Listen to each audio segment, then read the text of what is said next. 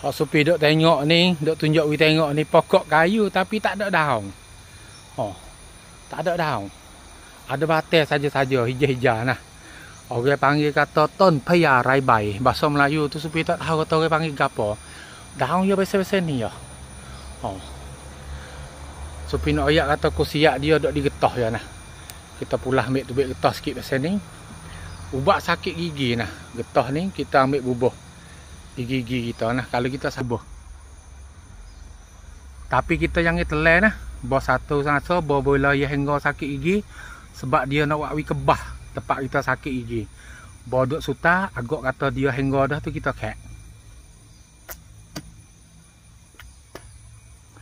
Jangan telan nah. Jangan telan. Ubat sakit gigi mustajab benar. Tapi jangan telan.